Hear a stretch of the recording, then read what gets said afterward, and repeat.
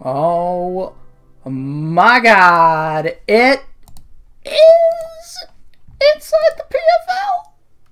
Season 8, Week 9. I am your former champion, El Zubador. Joe, joined not as ever always by new guest, friend of the podcast, it's Drac. Hello. Hello, Drac. You asked specifically to be part inside the PFL. I figure it's always good to get, new blood on, as it were. So, I think I had M1 on mostly as an emergency procedure, but I've had him on inside the PFLs before, so it's only right to kind of pass things around, of course. Well, I appreciate you accommodating.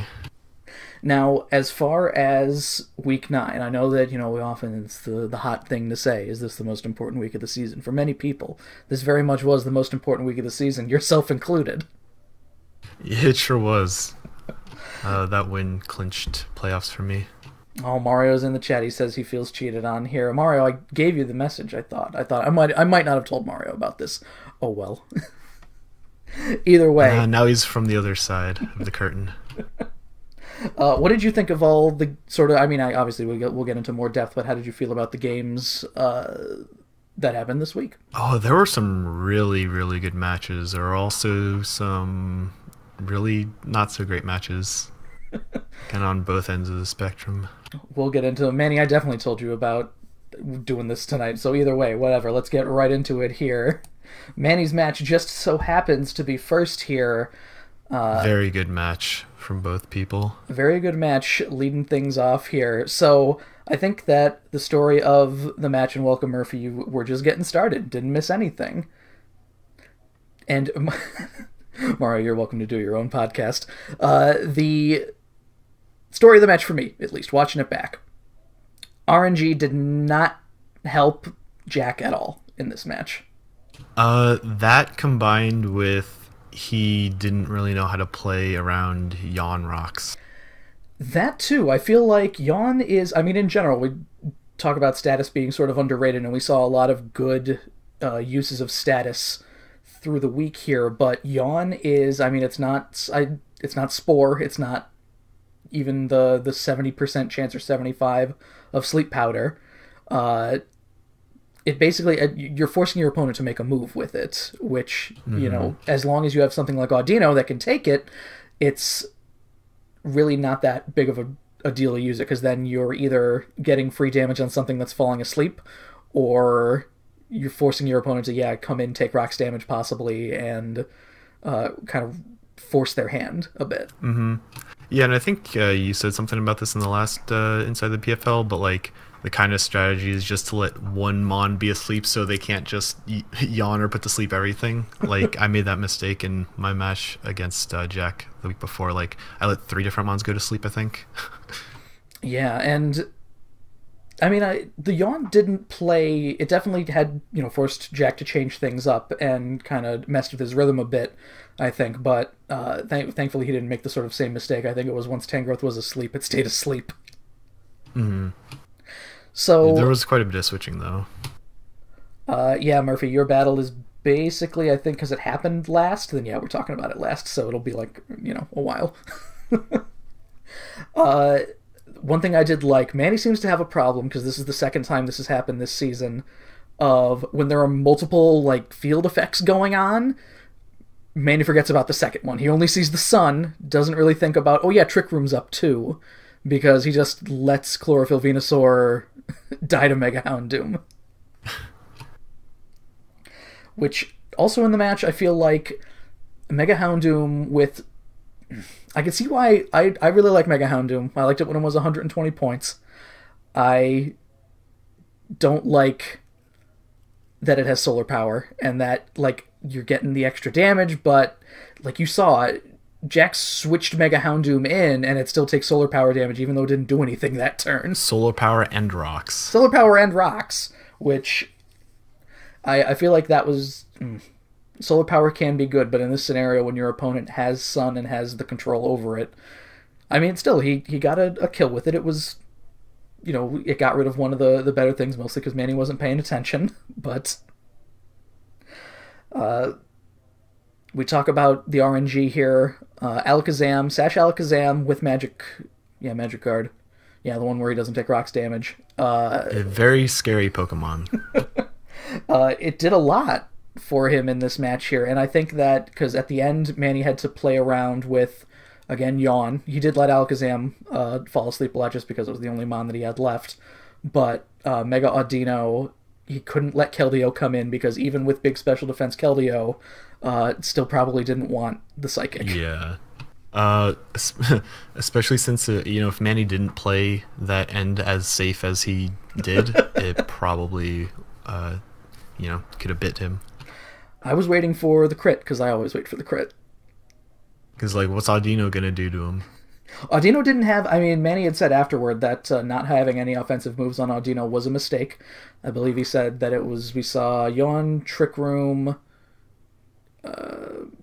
not Toxic. Wish Protect, of course, as the last two. So... pretty much how that went, but either way, Manny, I mean, we already knew that Manny was going to be in the playoffs, so good on him for cementing that position and possibly the 1 seed. Actually, I think I messed up the playoff picture. Manny should... No, wait, no, they're on separate sides. Never mind.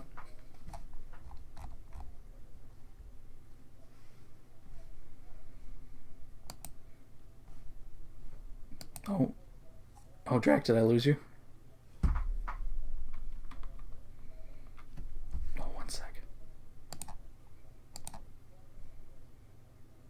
Hello, Drac.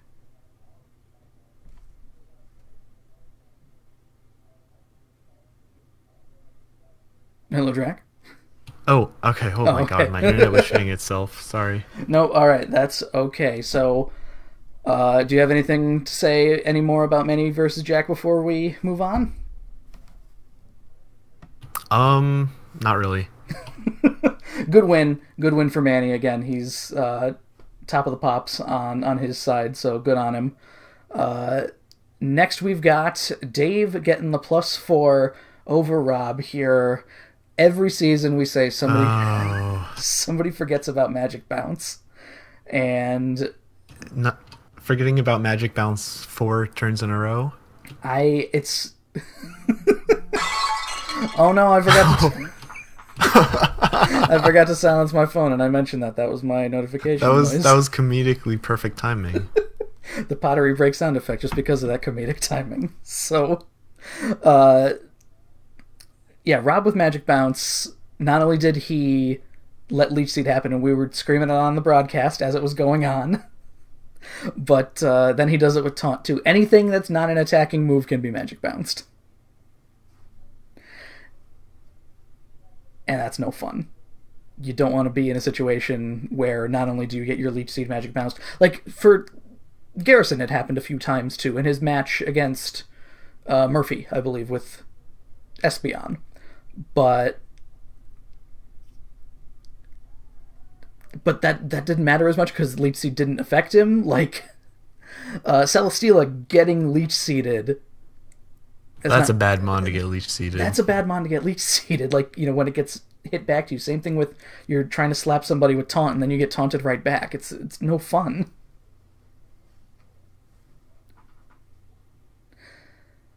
Yeah, I'd say that match had some like pretty crucial mistakes. Also, he calm-minded with Diane then switched.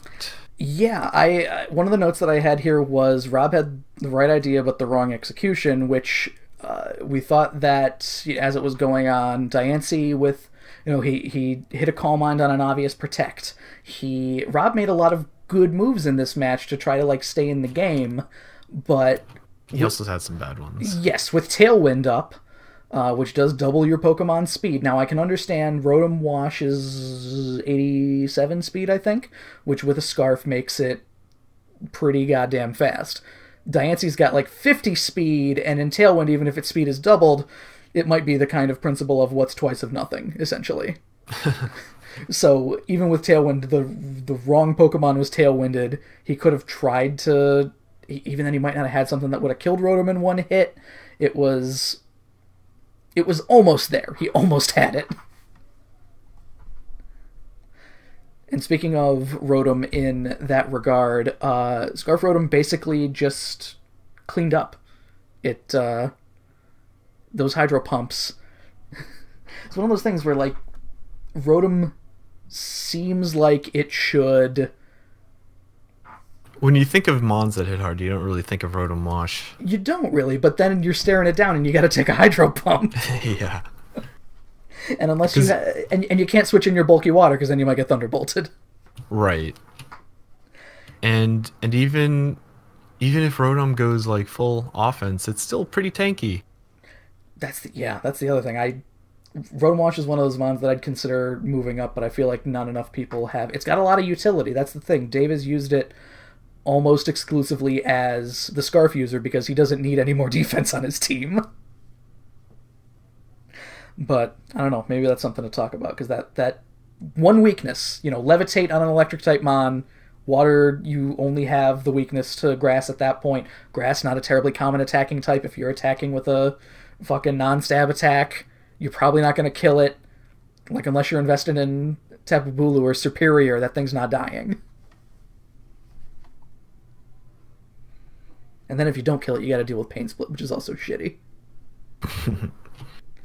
So, big win there for Dave. I don't want to say a meaningless win, but that's essentially what it was. No, it isn't a meaningless win because of the Conference Cup. A big... Oh, of course. Basically helped him win the Conference Cup in that match. So, let's... Yeah, come from behind victory. For real. Yeah, we'll talk about it when we get there, but Stadium had almost no points for the entire season.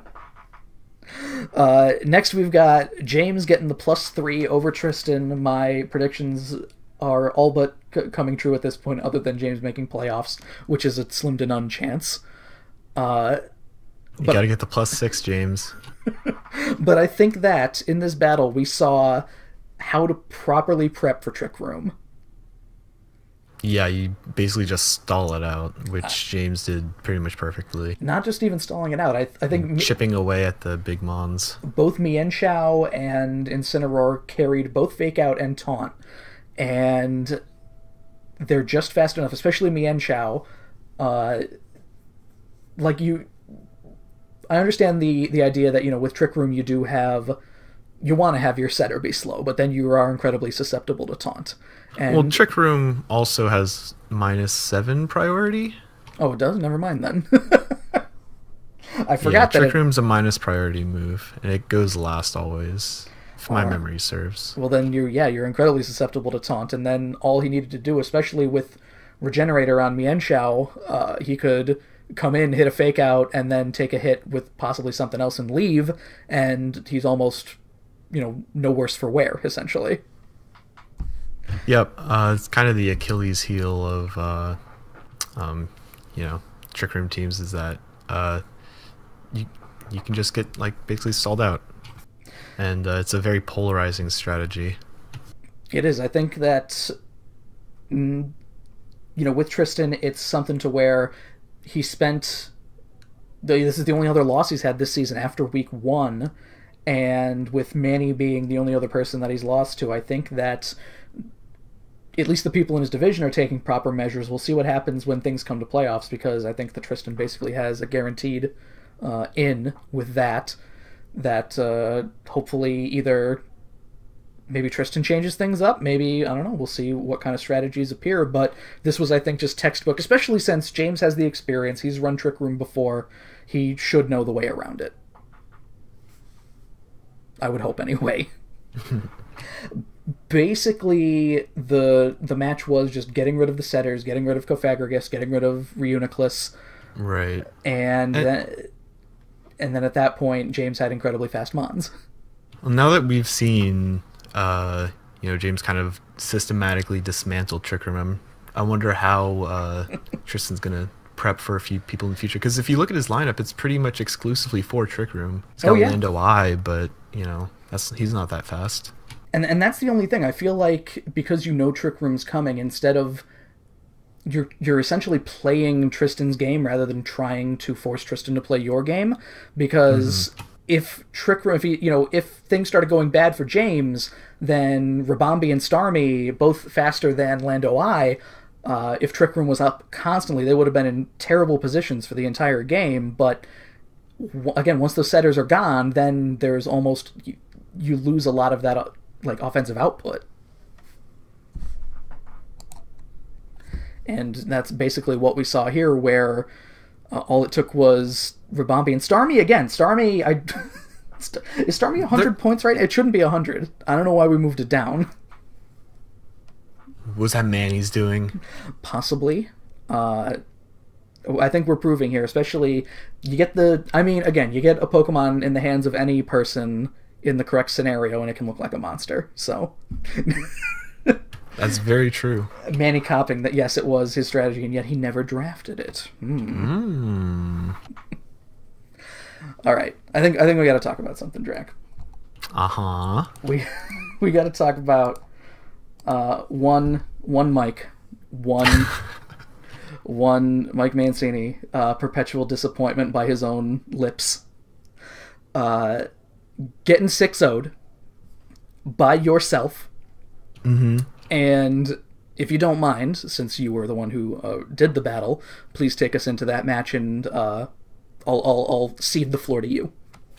So I rewatched the broadcast, and I think Mario brought up Silvally Dark, and I actually was originally going to bring Silvally Dark, but with some guidance by you, I kind of realized that I was prepping a bit too much for Sableye, and because I had a few other answers on my team. Some you didn't really get to see because you didn't bring it, but I decided to bring Silvally Water because it'll resist those heavy slams, has a good matchup against Vaporeon, and has good damage too, 95 special attack, especially against Mega Aggron's nothing to sneeze at, as you saw. Yeah, a Surf doing over 50% to Mega Aggron was actually pretty surprising. He did not put special investment on Mega Aggron. And that's what happens. I mean, it's a conundrum we all face, because you don't want to... I'm never very much a fan of splitting the Ds. I usually will, if something is good at defense, I will pump everything into defense. I'm not putting special defense on Gliscor, say, just because that's not what I want it to do. I want it to wall the physical threats completely. Yeah, but, the kind of obvious strategy, at least to me, for Mega Aggron is you got to get those large special moves at him, preferably the stab ones, because the regular super effective ones like Earthquake or Earth Power wouldn't, he'll resist it with Filter, because Filter is an ability, all right. Especially on a mono steel type. Yeah, and that's the other thing, because Mega Aggron's got 200 or 230 defense. It's got a lot, nearly the amount of Shuckle. So that's the other thing, where you don't necessarily need to put everything into defense there, and maybe you should put it into special. I don't know. He might have been scared of Gallade. I know that. Close combat. If he doesn't invest in physical, will do over 50. So he died to 2 of them. So yeah. So I don't know what he was doing then. Because Mike is a bit in the dumps right now, because he may have to face you again for playoffs. And yeah, that seemed like the most likely matchup from our side of the division. It's like me and Mike are 2 and 3. Yeah, and he thinks that he has no answer to Gallade. And I'm assuming that, if anything, it would have been a full physically defensive Aggron that could, I don't know what it would clap back with, but, you know. If he was going to bring fully defensive Aggron, which is probably fine if he's going to have that strategy, you shouldn't lead with it. Yeah, I was going to say, don't use it as a lead. We can lead into as well, one of the notes that I wrote down, because this is something we talk about a lot, is basically first turn scenarios are something you think about a lot for your battles. Yeah, I actually think a lot about like little micro scenarios, but turn 1 is you see the turn 1's a lot, like hitting Mirror Coat on Arachnid. It's exactly, and it's when it works, and this is one of those times where it worked. I mean, last time I led with Comfey, so right, and I feel like this is one of those things as well where, now he didn't know you had Savali Water or anything like that, but I felt like one of the things that I had said to you, like, hey, be careful if he brings Galvantula, because he might lead with it, and then I saw Galvantula, like, oh no, it's gonna happen. But it worked out. Silvally would have survived a Thunder. Damn, that's some bulk on Silvally then, Jesus. Well, yeah, I went. It was 252 HP. Oh yeah, okay. I mean, it wouldn't have felt nice. It still, wouldn't have been a fun way to start the game, but and then you get a very good Dragon Tail, because the Mew set that you had was essentially built, like, you know, Fire Blast on there specifically for Aggron. Yeah, pretty much. I almost took Overheat, but yeah, that might have been a little bit overkill. That would have been overdoing it, yeah. All right, so as well, I guess just to sum up, I feel like he didn't really know what to do after losing Mega Aggron, because the mid game was just kind of him stalling out with Vaporeon and Toxic Wish. Yeah, pretty much. Which I think that, because we also talked about how much of a threat Vaporeon looked to be on paper, I know that at least both me and Mario were, you know, going like, oh, I don't know about that, and the decisions to let Vaporeon live, but it worked out in the end. It did. And Murphy said it best after the win, that Mega Gallade is always your win con. It's too good. It's so good for draft play. Yeah, because he gets, like, I'm pretty sure every elemental move except maybe Fairy. You can, slap basically any type of coverage that you need on it and still have close combat and sword stance. Like, still have enough room for it. So, congratulations on, I believe, only the 3rd +6 of the season, a very important one, because Snap was a division that was very close, and now it's not so close.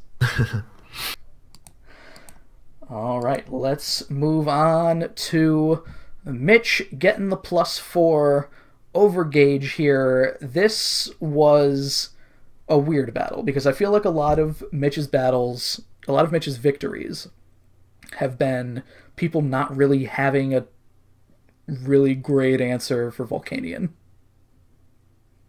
Or even... He's a tough mon to prep for. He's very bulky, hits really hard. Yeah, especially if, you know, a lot of times Assault Vest Volcanion is very popular, just because with its HP stat and stuff, and even its special defense, it's an absolute beast. Got a lot of coverage. As we said, you don't really need to put any kind of fun and stupid status moves on it or anything, or can't really boost. So it's very, like, I don't know what Gage was waiting for in the match, quite frankly. Like, there was a lot of... You feel like because AV, Amok is an option, you go with that. You just hit it until either of you dies, but I think he lost 2 Pokemon between then. Yeah, I think he got Steam Eruption twice, I think. Yeah, and Primarina died because it took a Sludge Wave, and you gotta, Volcanion does get that kind of coverage too, to where it resists fairy moves and has Sludge Waves, so... I think that early game, it did look okay for Gage. He made a nice Rock Slide call, but then some stuff happened where Zapdos didn't die, or no, I'm sorry, Zapdos did die thanks to a bullet punch, but Static for the second week in a row started causing problems because now your Scizor. I mean, Para isn't the most damning thing, but you can't get paralyzed at the wrong time. What's the odds to be stuck in paralysis? 25%? I think it's 33, and Okay. it's same kind of thing where 30% for Static to paralyze something. So that's definitely, you don't want that to happen. I don't think it really played into it, but 33, yes. A lot of... I think that, like, Sawk is a very underrated fighting type as well. I don't know if it's good enough to be tier 3, but it's one of those things where, because this happened in last season when I had a match against Sneaky. Sawk totally brought the hurt this game. As long as Sawk is faster than the rest of your opponent's threats, it has something for you and it's going to kill you. So, like, Sawk is a pretty common Scarf user because 85 is a good speed for it to be faster than just about everything, I think. But same kind of deal as Gallade, where you're working off of 125 attack and all the elemental punches are close combat, whatever. EQ. EQ, a good fighting type is very important to have. Sawk possibly chief among them. Like, you know, in terms of at least a lower tier fighting type. Scary.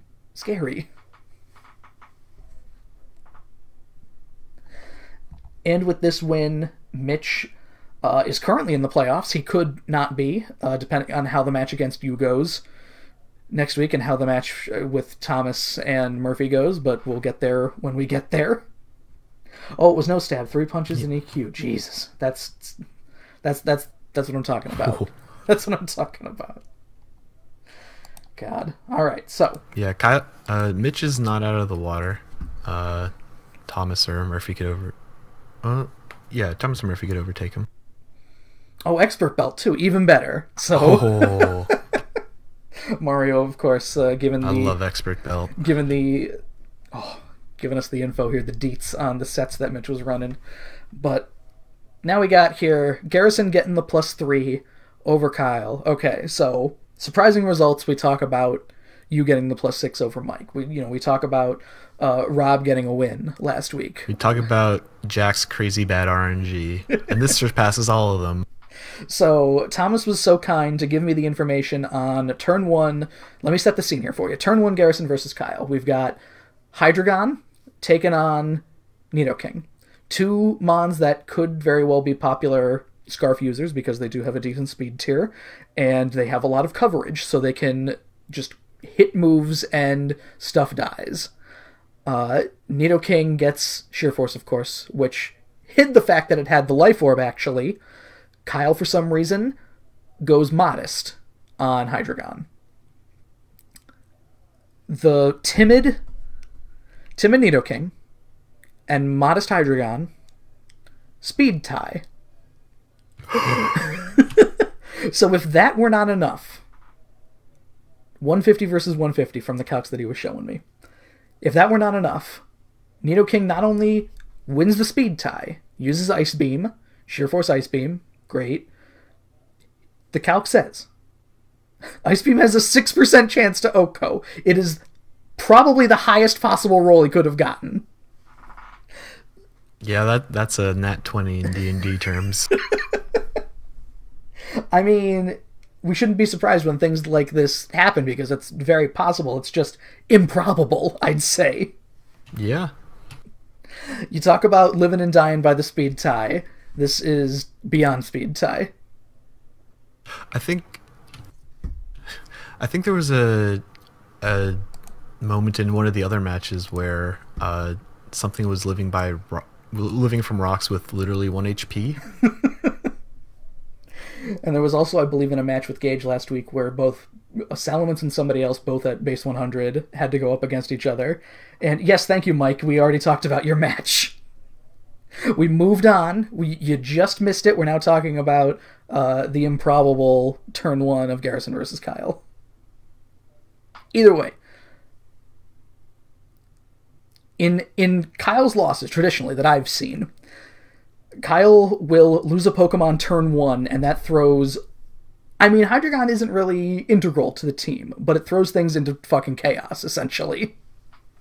Which I cut out for a little bit, so I didn't really hear you, but carry on. That's all right. The turn one, when you lose a Mon turn one, everything goes to, like, it's chaos for anybody. Hydreigon was probably there for coverage, but like it just, the dominoes start falling to where like Coco comes in, and then Venusaur comes in on Coco. Yeah, Coco gets sludge bombed. Coco gets sludge bombed, and then you can't just have Hawlucha without a means to activate its Unburden, so you gotta switch Hawlucha in, and it does what it needs to do so Frostlass can come in, and like all these things need to happen that just, Kyle was forced to play way too fast at that point, essentially. Really, it's debatable why he brought Coco in against Nidoking, but I don't know. Who can say? Does Coco get like Psychic or some ice move or something? I don't know. He was running a physical set, so actually I'm not even sure why Coco would have come in, because maybe he thought he was locked into Ice Beam at that point and had to switch out, because we were saying it was a Scarf, and I'm assuming Kyle would have been like, oh, it's faster than me, that's probably a Scarf, because with Sheer Force you don't take Life Orb damage. You'd never know. So, yeah, I don't know what he was trying to set up for, but that's how it happened.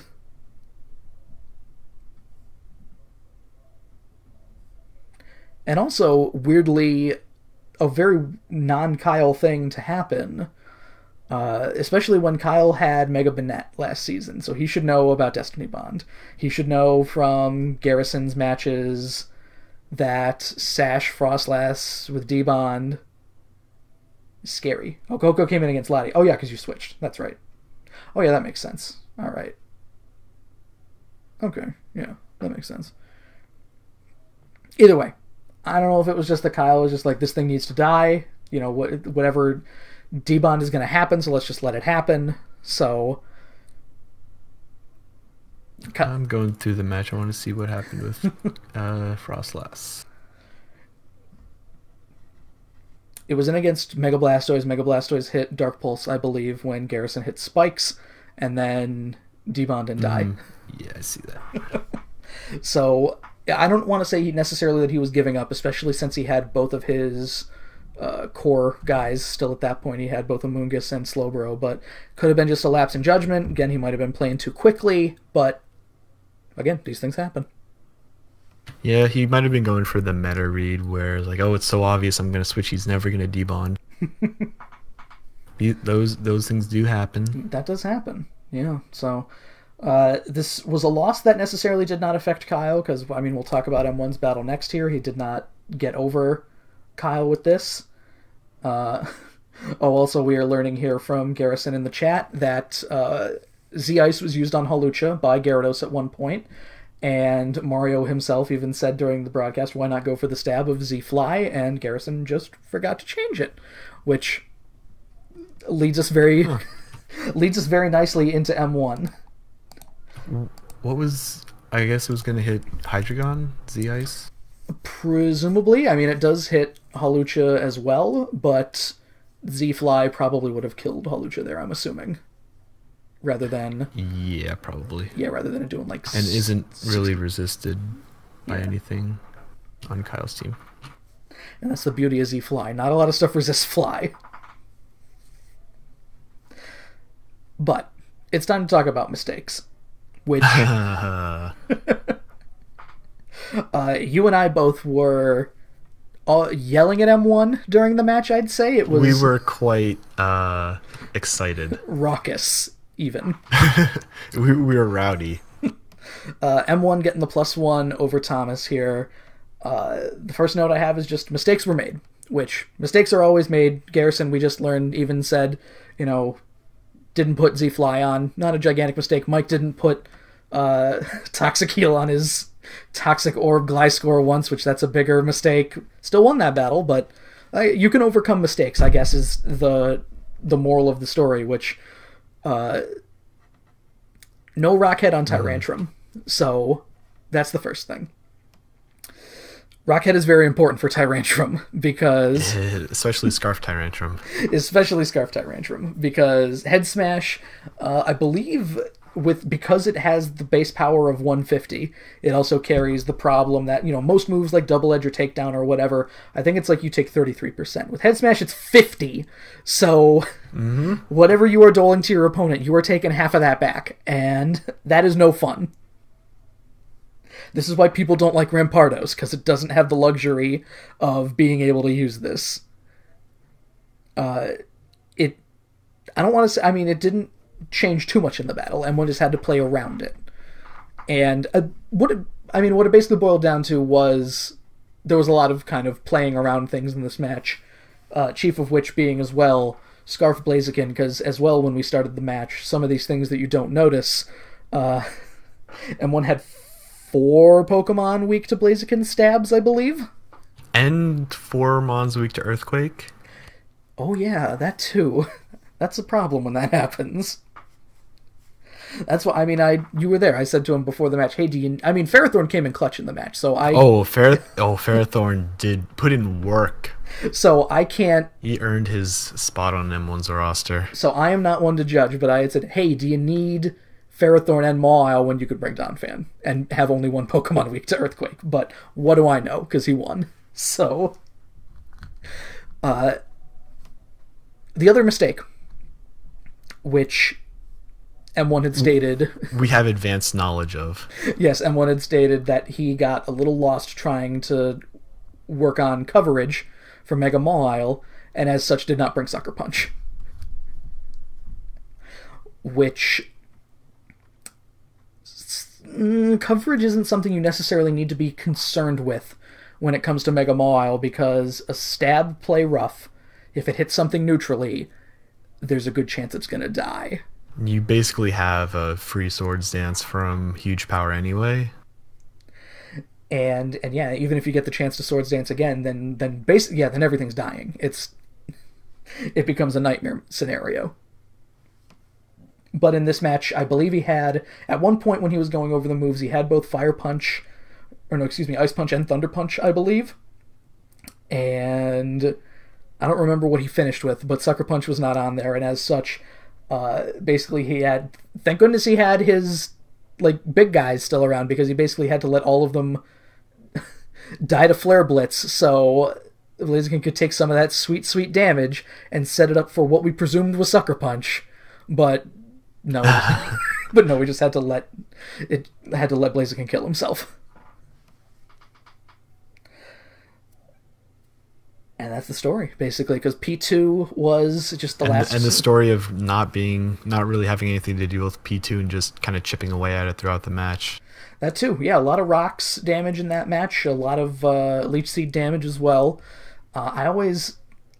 Leech Seed works, having Leech Seed and Protect, it takes up a lot of move slots compared to something like Synthesis, but it allows you to be more active. It allowed M1 to hit more things like Power Whip, and Power Whip doing 30 or so percent to Tornadus T.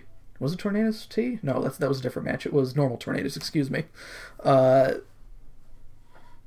pretty big. That can 30%. It doesn't get regenerated like Tornadus T, so that stuff ain't exactly a drop in the bucket. So this here, it did not kill Thomas's playoff hopes. It basically He's got some work to do. All but guaranteed that M1 will be in the playoffs. Again, we'll talk about the scenarios here. But we got one more match to talk about before we are done. It is Dan getting the +5 over Murphy, which is a match that we also all watched. Yeah, this was actually a really good match, even though on paper it really doesn't seem like it. There were a lot of fun things within the match itself. I immediately pointed out, of course, as things started, once again, Politoed and Kingdra not together, but it did not matter. So I once again will shut up on that one. I'll take the L because a +5 is incredibly impressive for... basically, and you had said at the end of the match, almost all of Dan's Pokemon were dead. Mm-hmm. It was either +5 Dan or Murphy +1. And weirdly in the match. Like, it's weird to think that a Pokemon like Piloswine, who's not terrible. I mean, it's a tier 5, and you slap the Eviolite on it, and it gets priority in Ice Shard, which was good against both Togekiss and Druddigon in the match, and killed both of them, I believe. Was able to to get that kill on them. Priority's a big deal. I think Piloswine's attack, because technically at the time in Gen 2 when it was introduced, it's a fully evolved Pokemon, so it has vaguely good stats. And it was like HP, I'm assuming HP, whatever HP that Electrode had, which was super effective against Piloswine, did like 13%. So, let's talk about Maybe this. HP Grass? I don't know. Let's talk about this Electrode as well, though, because Magnet Rise! when you've got a Pokemon as fast as Electrode, Magnet Rise is a freebie. Yeah, we were like, what's he doing sending out Electrode versus Piloswine? The only problem then being that you got to deal with Icicle Crash. Yeah. Because we all made a big noise when Electrode switched in on rocks and then procced the 50% berry. And like, oh my god, here comes Electrode, and then nothing happened, unfortunately. As well. Piloswine's a really tough Pokemon to prep for. I had vague ideas when it was my turn to go up against Murphy. It ended up working out because I got to kind of just hit him with Comfy a bunch, but he's not a trivial mon to get around. No, there's a lot of good, like, mid-range Pokemon with an Eviolite can... that's why things like Girder got moved up from tier 5, because a Girder with an Eviolite is a Conkeldurr that hits a little less hard, but is also still incredibly difficult to kill. So, you kind of take the good with the bad on that one. I wouldn't be surprised. I don't know if Piloswine's good enough to move up, but in scenarios like this, it comes in clutch. It's what you want from a tier 5 pick. Matches like this, me and Manny say all the time, if a tier 5 Pokemon wins you one match, it is worth it. And I think Piloswine... And I think Piloswine was a big factor in this one, at least. So, congrats on that one to Dan. It unfortunately did not help his playoff chances any, and didn't necessarily... Murphy's still in the hunt as well. Let's actually... We got one other thing to talk about before we talk about the playoffs here. So, this was the final week of the Conference Cup, Drac. I'm going to bring up the Conference Cup, the total of the Conference Cup here, if you'll notice. Stadium got 1 point week 1, then nothing, then a 5. So at this point they have 6 when everyone else is at like 11 or more. Very few points. Out of nowhere, the +5 from Dan, the +4 from Dave, the +1 from M1 gets you 10 total, and the closest all the Conference Cups so far have been a fucking blowout. The previous 3, it's been like +5 or more between first and second. Here, the difference between first and third is 2. Yeah, that's pretty insane. So, congratulations to everybody in Stadium. I think I still owe Kyle ones from last season, because I did post the tidbit as well. Kyle being in the winning conference in every Conference Cup that we've done so far. So, congrats to him. M1 and Dave have already given me their picks. I gotta buy some envelopes at the dollar store, I guess. Some bubble envelopes to mail out, but congratulations to them. Manny got... I don't want to say Manny got betrayed by Coliseum, because he had a chance. He controlled his own destiny with the Conference Cup, and just didn't happen. Let's go, Jack. And let's go then to the standings here. The standings and the playoff picture, which we'll look at the standings really quick. If we're going to talk about the standings, we're going to talk about the playoff picture. So, all right, here's the playoff picture. So, right now, looking at things, we've got Garrison at the 1 seed, the only representative currently from Troze. 6-2 plus 24, that's pretty much set in stone unless you absolutely bop on Mitch, Drac, and Garrison loses to Rob, which... I don't expect to happen. Mike is sitting at +3 because both Murphy and Thomas lost. Mike is guaranteed a playoff spot at this point. He can lose +6 again, and unless in a very specific scenario where Mitch beats you. Yeah, Mitch beats me. Then either Thomas or Murphy overtakes. Well, they already have overtaken Mike's plus amount. Right. They overtake the plus, but we count wins first. Oh yeah. Mitch would have to beat me. That's what it is. Yeah, Mitch would have to beat you, and Mike would lose to. That's the only way that he would drop to the 4th seed. So it's almost locked in that you versus Mike would be happening round 1. Yeah. The 4th seed is the one we got to watch out for because almost everybody other than Rob has a shot. We'll get to Jack. It's not easy, but.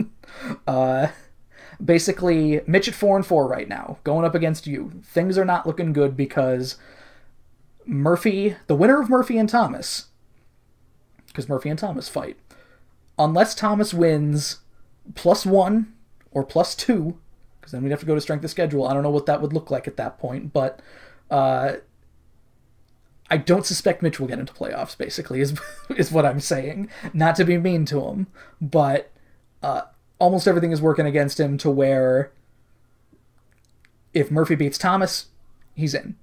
If Thomas beats Murphy bad enough, Thomas is in. If Mitch loses, he's basically done. If Mitch wins, he's in. Win and you're in. Jack at 3-5 +7 would have to +6. Crazy line. Crazy universe if this happens. Fucking 1001 here. Has to +6 Mike to start, to get to +13. I'm not going to say it's impossible. Not impossible, because we've seen it happen. Mitch would have to lose to you. Mm-hmm. Murphy would have to either +0 Thomas or +1, and then we go to strength of schedule, at which point, I don't know what the math is, I got to ask Manny about that. Or Thomas would need to beat Murphy, but not by enough, so that he gets ahead of Jack's +13. That's it. That's the only scenario. If Jack makes it to playoff, it's the craziest line ever. Can I tell you a story very quickly about the season that I won? Please 5. Do. Season 5 was... Season 5, the playoffs were determined where I was, in my mind the entire time, I thought I was going to go up against a person who's not in the league anymore, who had a very scary rain team that had Pelipper, Mega Swampert. I already hate it. He had fucking Lando T. He had Ferrothorn. He had all this crazy shit that was an absolute nightmare to face. And I thought I was going up against that. Now, Thomas and Dave played for the final playoff spot, to where all Thomas needed to do was win, and I faced this guy. All Dave needed to do was win by +3, and I faced this guy. Dave won by +1, and I faced Dave round 1. And I beat him. So, crazier shit has happened, to where sometimes if you gotta, I can absolutely see Thomas winning against Murphy in the sweet spot, to where neither of them get into playoffs. To where it absolutely fucks both of them. Maybe they're colluding and Thomas is just going to give Murphy a walk, or the other way around. It could be. It's been, collusion in the league. Drac, I don't know if you know, this started as a very corrupt league at the beginning, excuse me. It didn't end up washing itself out fully until about season 4 or 5. And it's still one of the easiest things to do is just, at this point, for some of the people near week 10. Yeah, manipulate playoff spots for your benefit in the playoffs. It's entirely possible. As a commissioner, I would not condone it, but as a player, I've tried it. So, well, as a player, I don't plan on giving Mitch a walk.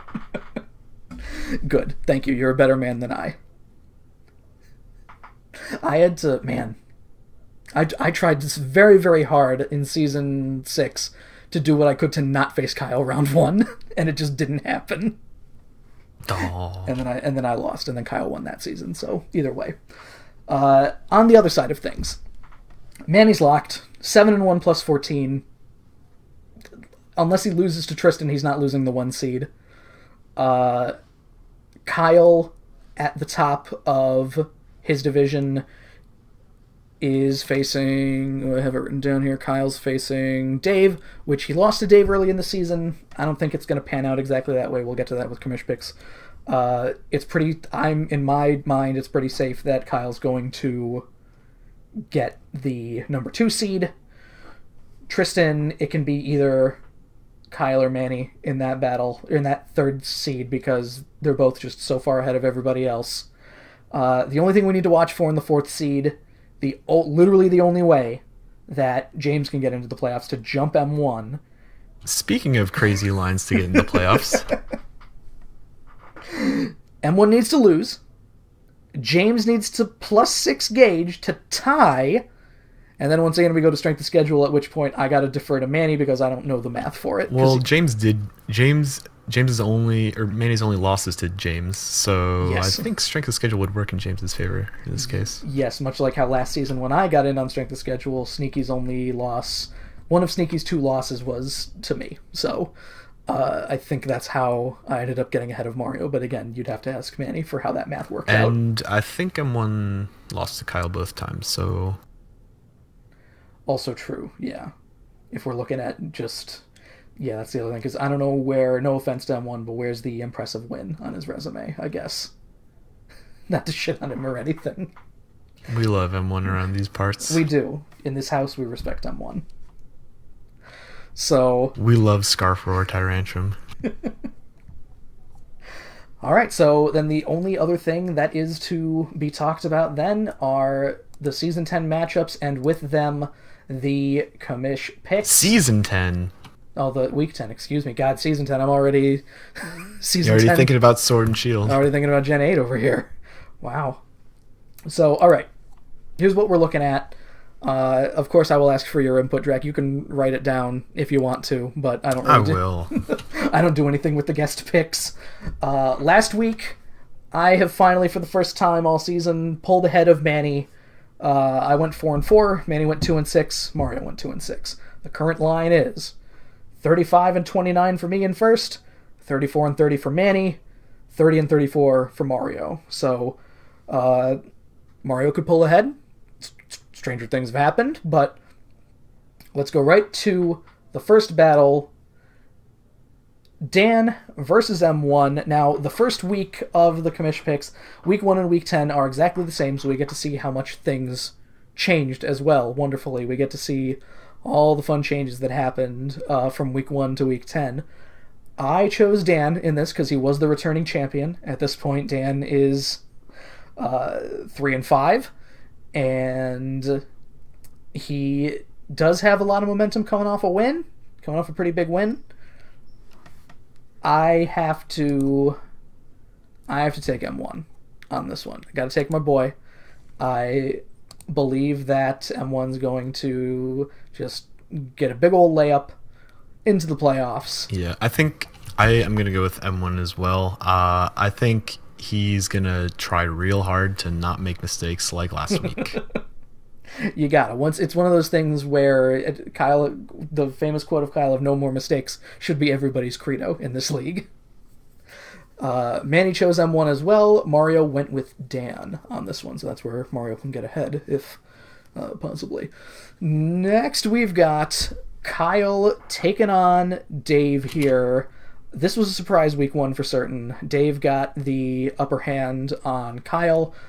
Kyle got what I would assume to be a taste of his, or what I would ascribe to be a taste of his own medicine, and had to deal with that sweet stall, that awful chancy. Kyle is not a mistake maker. He's got to cement his position for the playoffs here, so I am gonna go with Kyle on this one. I am also gonna go with Kyle. And get out your brooms. I think Kyle's going to be studying the tapes real hard. Get out your brooms, ladies and gentlemen. That's a sweep. Manny and Mario also choosing Kyle on this one. Next, we've got James versus Gage, which, again, you want to talk about... Wow, has it really been... Wait a minute. Was Gage's only win this season, week 1 against James? Ooh. Oh, no. Oh. It's, Gage is 1-7. Well, yeah, no. This is, for me, week 10 is a repeat of week 1. Yeah. So, that's the only win that Gage got so far this season was against James. I think it's pretty obvious James will take it. No offense to Gage.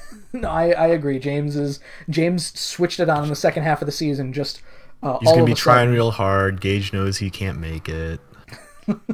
It's at this point. It's you're just playing to be, playoff ruiner. Which, when you're officially eliminated, that's the best thing to be. So again, a sweep across the board. Everybody chose James because James is James, and James has suddenly become James in these last 2 weeks. Next we've got here, Manny taking on Tristan. Up until this week, Tristan's only loss of the season, coming against Manny week 1. I think that Manny is going to take this one. I think it'll be Manny, but I think it'll be by a wide margin as well. Okay. Yeah, probably like +3 or +4, TBH. Now, I think people have been shown that they sort of figured out the trick room strat, and Tristan doesn't have much else unless he's going super bulky bruisers on everything and not going to rely on trick room. Now, this could be modesty, and it also could be Manny being an ass to move playoff slots. He chose Tristan on this one, so... but Manny has been known to do that. I think he's superstitious. He's picked against himself in several scenarios, especially during that stretch of hell weeks where he had to face James, Garrison, and Kyle all 3 weeks in a row. So, and Mario chose Manny on this one, so that's how that one's gonna go. Next, we've got yourself, Drac, versus Mitch. It was a pretty handy win first week against Mitch, and I don't see that being any different this time. I am going to take you on this one. Well, thank you. I'll take me as well. I think it'll probably be a bit more competitive this time because Mitch he's played pretty well his past few wins I've saw. Even his losses weren't obviously terrible decisions. No, they weren't blowouts or anything, and it'll definitely this has the potential to be a surprise match, but I think that everybody thinks that it's going to be you. It's a fucking 3 sweeps across the board here.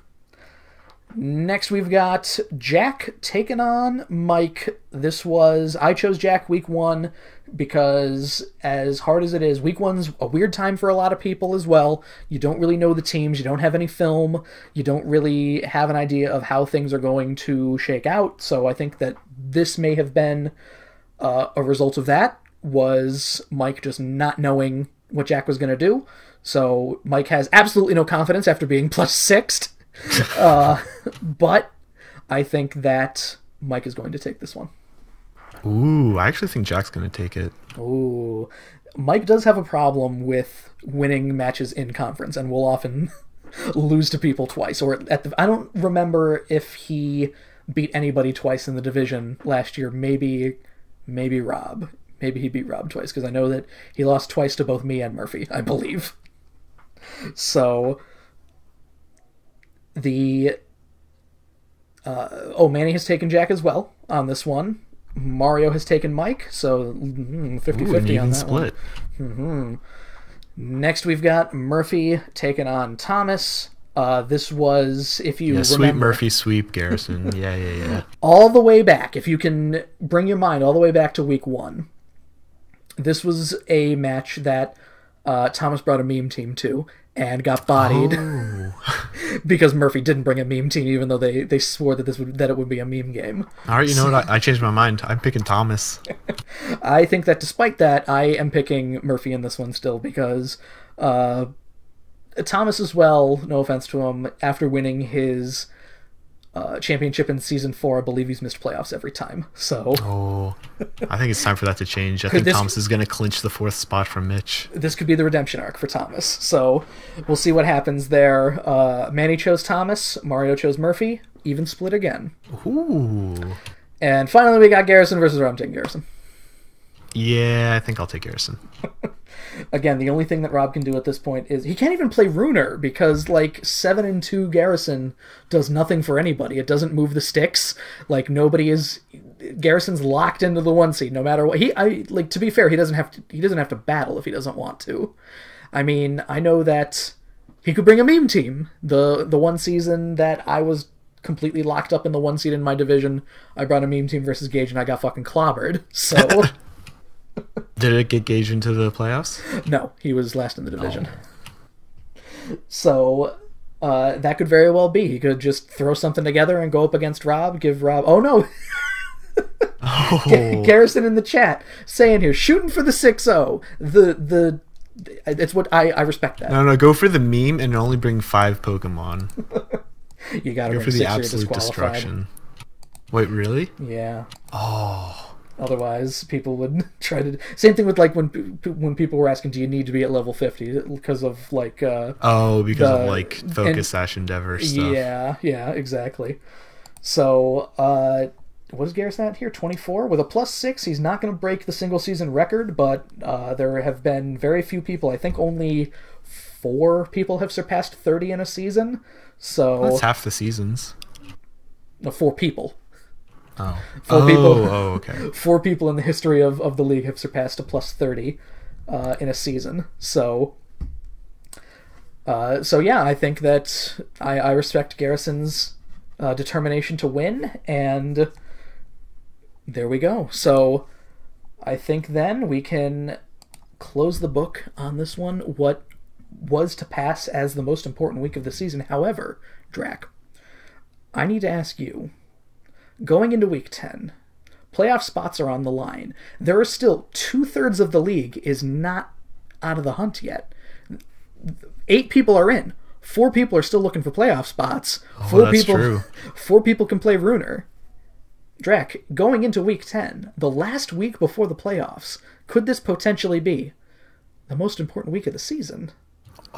Maybe not for me and Garrison, but yes, for some people. A selective most important week of the season, I'll take it. That's fine. So I thank you again, Drac, for joining us on this early edition of Inside the PFL. It frees up my weekend, so thank God for that. And high five. Before we finish up, is there anything you want to say to the lovely people at home? Let's play some good Pokemon, shall we? Let's play some good Pokemon. All you out there in Pokeland, enjoy your battles. Everyone show up to the Week 10 match. Everyone show up to your Week 10 match. For Inside the PFL, I am Joe. And that's Drac. And that's Drac. And everybody out there in Pokeland, enjoy your battles. Have fun! Bye.